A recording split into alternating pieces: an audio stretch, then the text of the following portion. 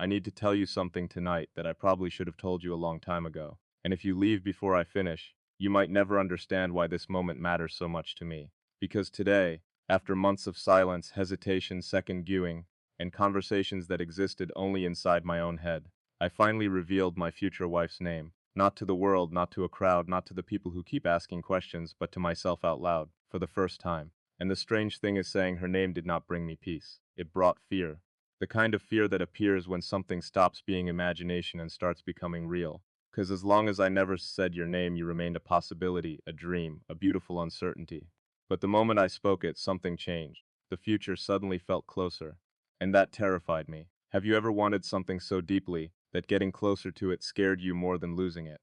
Have you ever spent so much time imagining someone that the possibility of actually meeting them felt dangerous? That is where I am tonight, sitting here, looking at a future I used to think was far away, and realizing it might be approaching much faster than I expected. The truth is, people think loneliness comes from being alone. They are wrong. Real loneliness comes from knowing exactly what your heart wants, and not knowing where she is.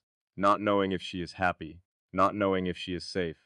Not knowing if she has spent her own nights wondering whether someone out there is thinking about her too. I wonder that about you more often than I admit. Sometimes I imagine you watching this years from now. Maybe smiling, maybe crying, maybe shaking your head, because you already know something I still haven't learned. Maybe because you remember this night better than I do. And maybe that sounds irrational. Maybe it sounds impossible. But love has never obeyed logic. The biggest decisions of my life never came from spreadsheets. They never came from projections. They never came from certainty. They came from instincts I couldn't explain. And somehow those instincts brought me here. Talking to a woman whose face I may not have seen, whose voice I may not have heard, yet somehow whose absence I already feel. That sounds ridiculous when I say it out loud. But it is true because there is a difference between missing a person and missing a place in your life that only one person can fill. For years, I convinced myself that achievement would silence that feeling. I thought building more would fix it. I thought accomplishing more would erase it. I thought success would eventually become enough. It never did. The victories were real. The milestones were real. But at the end of every celebration, there was still an empty chair. And eventually, I stopped pretending not to notice it. You know what frightened me the most? Not the possibility that I would never meet you.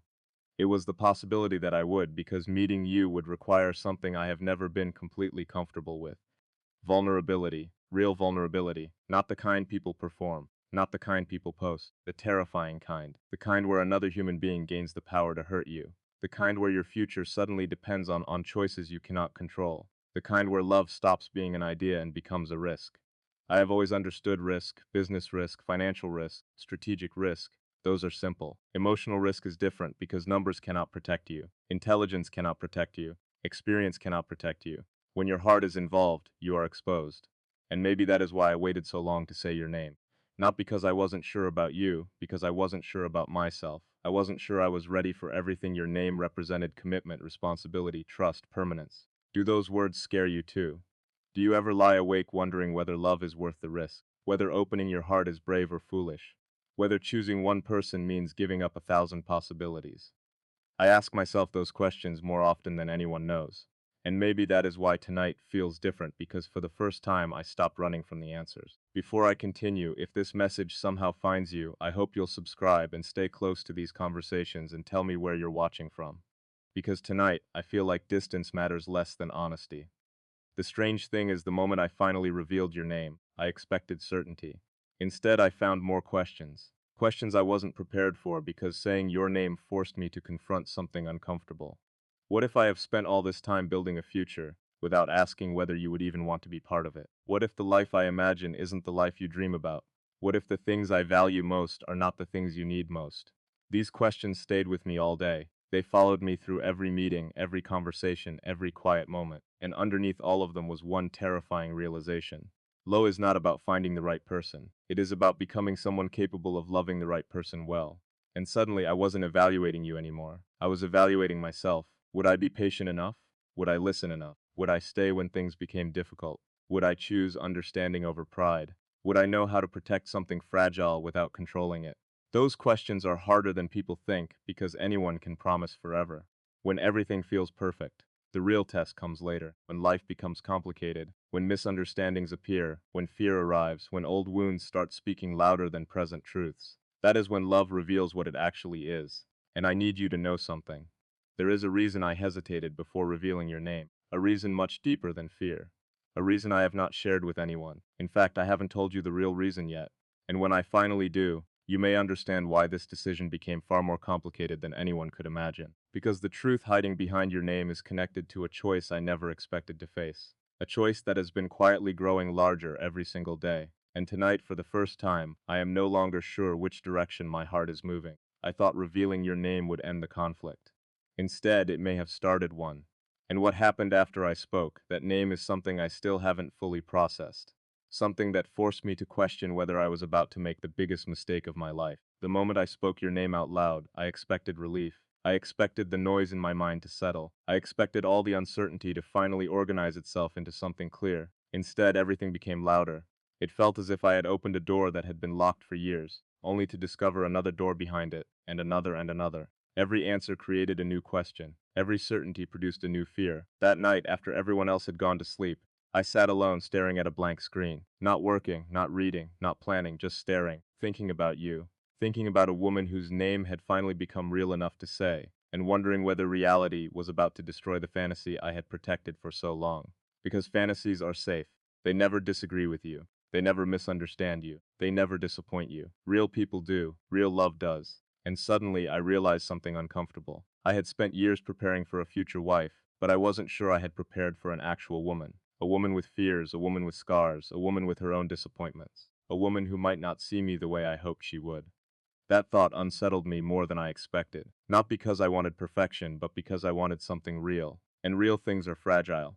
The next morning I woke up carrying a feeling I could not explain. A feeling that something important was approaching. You know those moments in life when nothing has happened yet, but somehow your heart already knows change is coming. That was how it felt. Every conversation seemed heavier. Every memory felt closer. Every decision seemed connected to a future I could not yet see. And that is when something happened that I never planned to tell anyone. Something that changed everything.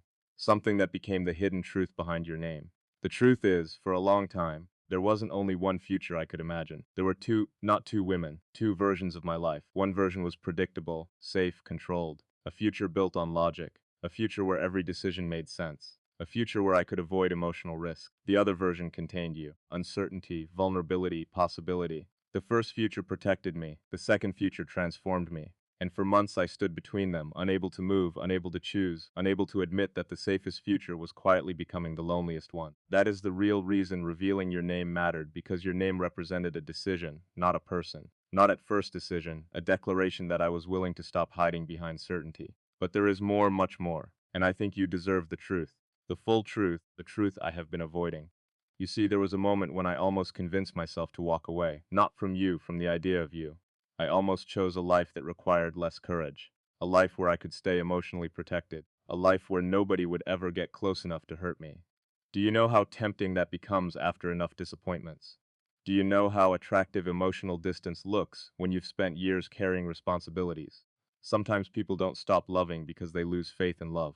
Sometimes they stop because they lose faith in themselves. And that is what nearly happened to me. There were nights when I looked at my future and thought maybe I am asking for too much. Maybe deep connection only exists in stories. Maybe mature love is just compromise. Maybe everyone eventually settles. Maybe passion fades. Maybe emotional intimacy is temporary. Maybe the safest option is simply to expect less. I hate admitting that, but it is true. Those thoughts visited me repeatedly, quietly, persistently. And the frightening part is that they almost won. I almost believed them. I almost built an entire future around fear. Then something happened. Not a dramatic event, not a miracle, not a revelation, something smaller. I imagined meeting you years from now. Not as my wife, as a stranger. Passing each other in a world where neither of us took the risk, and the image haunted me. I imagined seeing kindness in your eyes. I imagined feeling an immediate recognition. I imagined realizing we had both chosen safety instead of courage. And I could not stop thinking about it, because some regrets heal, others don't. Some mistakes can be corrected, others become permanent. And suddenly my greatest fear changed. I was no longer afraid of loving the wrong person. I became afraid of never allowing myself to love the right one. That realization hit me harder than anything else. But then, just when I thought I was moving toward clarity, everything became more complicated. Because life has a strange habit of testing convictions the moment you finally find them. A few days after revealing your name, I experienced something I wasn't prepared for. An old memory resurfaced. A memory I thought I had buried. A memory connected to someone who once mattered deeply. Someone who represented a version of my past I believed was finished. And for a moment everything shook. Questions returned. Doubts returned. Old emotions returned. Not because I still wanted that chapter, but because unfinished emotions have a way of pretending they still belong in the present. Suddenly I was comparing futures, comparing possibilities, comparing emotions, comparing versions of myself. And I hated it because love should not feel like a calculation. Yet there I was analyzing, questioning, overthinking, trying to solve something that could only be felt. Have you ever been terrified that your heart was sending mixed signals? Have you ever wondered whether you were moving forward or simply running away from the past? Those questions followed me everywhere, and eventually they pushed me toward a breaking point, a real one. Not the dramatic kind people talk about, the quiet kind, the dangerous kind. The kind where you smile in public and unravel in private. The kind where nobody notices you're struggling because you've become too good at hiding it. That breaking point arrived late one evening. I remember sitting alone. The room was silent. The world felt distant. And for the first time in years I cried. Not because I was weak, not because I was overwhelmed, because I was exhausted. Exhausted from carrying uncertainty, exhausted from pretending clarity would arrive on its own, exhausted from fighting a battle nobody else could see. And during that moment, something terrifying entered my mind, a thought that nearly changed everything. What if I was choosing the wrong woman? The moment that question appeared, I couldn't make it leave. It echoed, Agon, Agon, Agon. What if I was wrong? What if my heart was mistaken? What if my future was built on an illusion? What if revealing your name had been the beginning of a mistake rather than the end of one? That question nearly destroyed all the progress I had made. And the worst part, Snorts, I didn't know how to answer it, because every answer created another doubt. Every doubt created another fear. And every fear pushed me closer to a decision I would soon regret.